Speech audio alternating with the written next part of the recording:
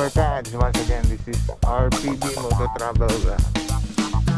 Ayun mga kabarkads, ating titingnan itong bypass road dito sa may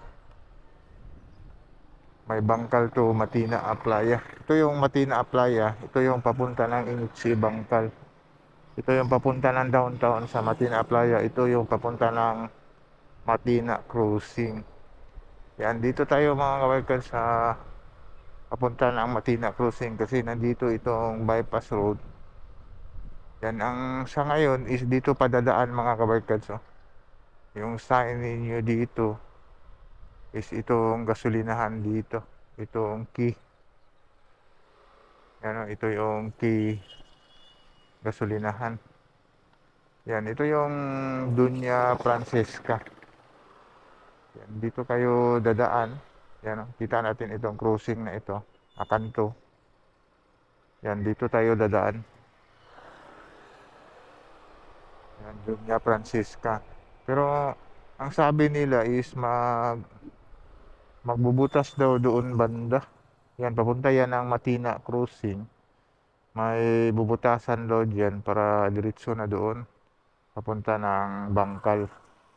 Yan, kasi yung tulay ngayon dyan is konkreto na. Dati is kuwan pa yan Billy Bridge yung bakal. Tapos one lane lang ngayon is 2 lanes na siya. Yan, pwede kayo dadaan dito. Yan, dito na. Pwede din kayo dito. Yan na kalsada. Yan, pwede din dyan. Dito kasi maliit dito Pero dito daw banda magbubutas ang kalsada. Pero kaso, hindi pa kuha nila kung saan. Wala pa na-allocate, siguro babayaran pa yan.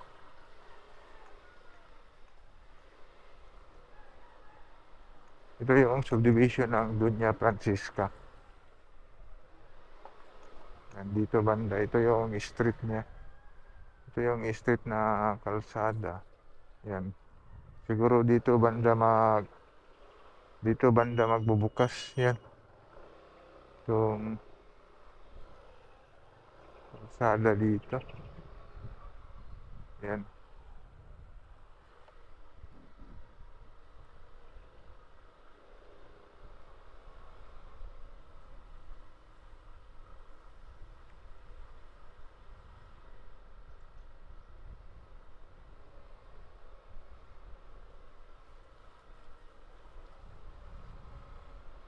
Subdivision dito, malaki-laki dito mga kabarkas. Pero pagdating doon sa dulo, isang liit na. Kung liliko kayo sa dinaanan natin, dito is turn right to exit, no entry. Prepare to stop. Nilagyan no entry dyan, no? Sira-sira pa kasi dyan yung kalsada. Ito na yung kalsada dito mga kabarkas. Yan. Tagal na ito tapos dito. Pinaparkingan na lang dito. Kasi hindi pa talaga magagamit. Siguro kung matapos yung tulay dyan at yung kalsadas kasi ongoing pa yung project dito Yan banda. Yan pinaparkingan pa dito ng mga residente dito. Yung kalsada dito. Yung iba naglagay nga dito ng mga hampo. Kasi maraming mga bata dito Yan.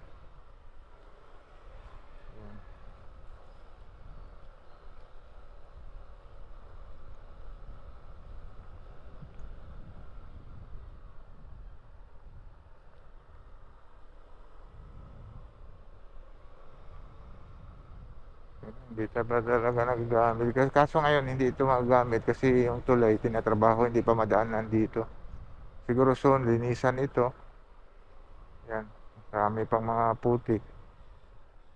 Linisan dito is para kuha na magamit na ito. Yan, ito na pala yung tulay mga kabarkas. Yan, dito banda is Sabay dito banda eh.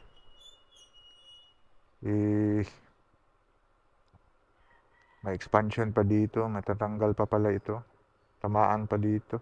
Yan. Madidimulis pa. Matamaan itong bahay na ito. Dito. Yan. Yan. Tapos na pala yung tulay dito is nabuhusan na yung tulay. Yan. Ito yung dati is Billy Bridge lang dito. Yan ngayon. Ito yung Lopez Subdivision. Sinisimento pala dito. Itong Lopez Subdivision. Yan.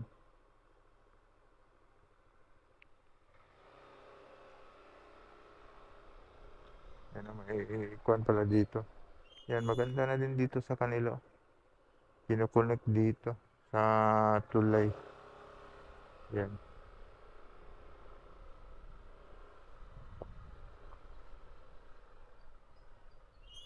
Mana buhos, boss? Mana? Manag buhos? Kalsada na lang? Daghan na ni mga agi diri ba? Kaya sa una kay gamay ra man kay ito diri, bakal.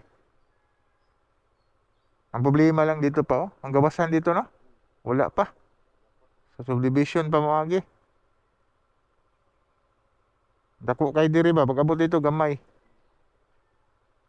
Pero bangagan na daw na nila diya. Lapos dito sa playa agad. Last na ng kalsada ninyo. O gani. Sa Jima mo no, Jima. Daghang kay mong project no? Kuman ninyo diri, asa na mo? Sa kon, sa Lasan. Lasang? Ah, na mo project dito? Kalsada gyapon? Mao gyapon ni tulay. Ah. Mora kaninyo, mora na diya. Pag masumpay diya og kato, wala na. Kamay na lang di.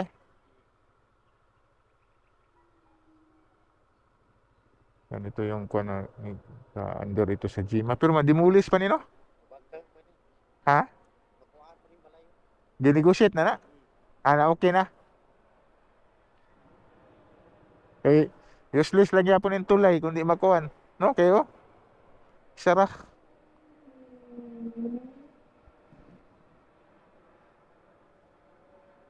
Yan, tapos na yung tulay dito mga kawarkas. Ito, under ito sa Jima. Yan, construction. Yan, nagalaki din. Baha din dito kagabi mga kawarkas. Yan, ito yung sinisiminto nila ngayon dito mga kawarkas. Ito yung lalabas papunta doon sa may, yan, Bangkal. Ito ay Pag-asa. Ito next is Tahimik. Yan, may 7-Eleven. Pag-asa Street ito eh. Yan, makapal pala yung buhos nila. Papunta dito. Papunta na yan doon, konti na lang. Tapos dito na naman sa kabila. Wala, tapos na dito. Doon banda sa kuan. Ito na yung bypass. Marami na siguro dadaan dito. Kasi dati, maliit yung kalsada dyan. Lubak-lubak. Tapos Billy Bridge lang ito, bakal. Yan, single lane lang. Single lane lang. Ngayon is ganito nakalaki yung kalsada dito at yung tulay, konkreto na talaga. Siguro by next kwanso, konti na lang ito. Hindi naabot siguro itong 1 month kung bilisan nila. Yan, mga organs, konti-konti na lang. Yung kwan nila dito. Project nila dito. Ito na lang mga kabarkas. Oh. Yan, ito na lang yung kwan. Yung Davao Special Education Learning Center. Parang hindi na daw ito ginamit. Eskwelahan ito. Yan, natamaan yung guardhouse nila. At ito. Para madimulis ito. Kasi yung tulay is doon. Malaki-laki palang makuha nito. Itong learning center dito. At ito yung Lopez Village. Yan.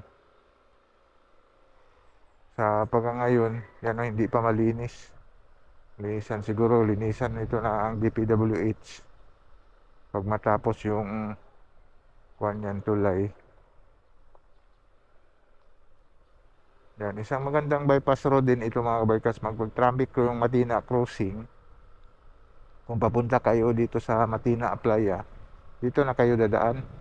Kapag gikan doon din kayo sa Matina Aplaya, pag matraffic ang crossing, dito na kayo dadaan kung papunta kayo ng Bangkal. Yan, isang magandang access road ito eh. Makaiwas sa mga traffic dito sa mga daanan dito sa Davao City, itong mga proyekto na ganito.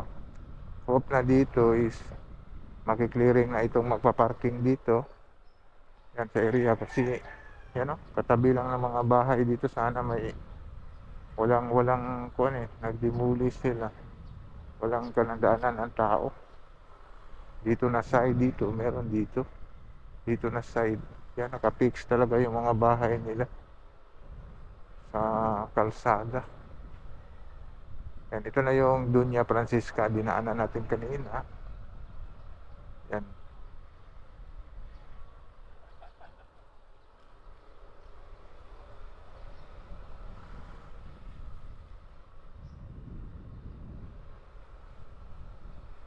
Yan, dito malaglag eh. Okay na dito.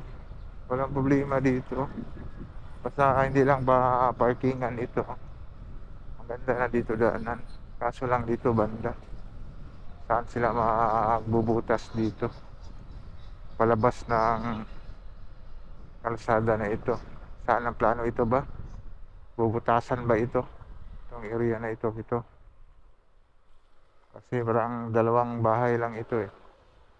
Dalawang bahay lang ito na doon highway na ng Matina Aplaya. Yan.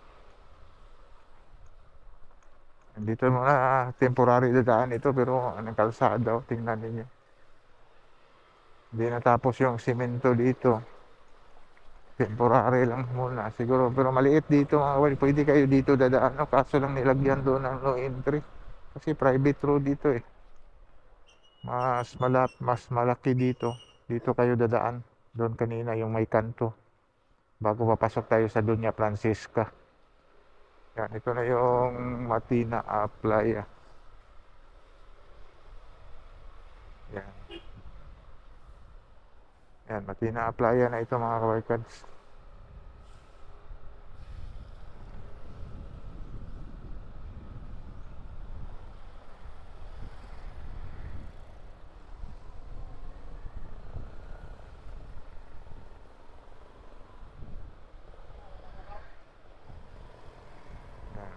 Siguro mga kabarkas, hanggang dito na lang itong update natin sa bypass road yan sa Bangkal.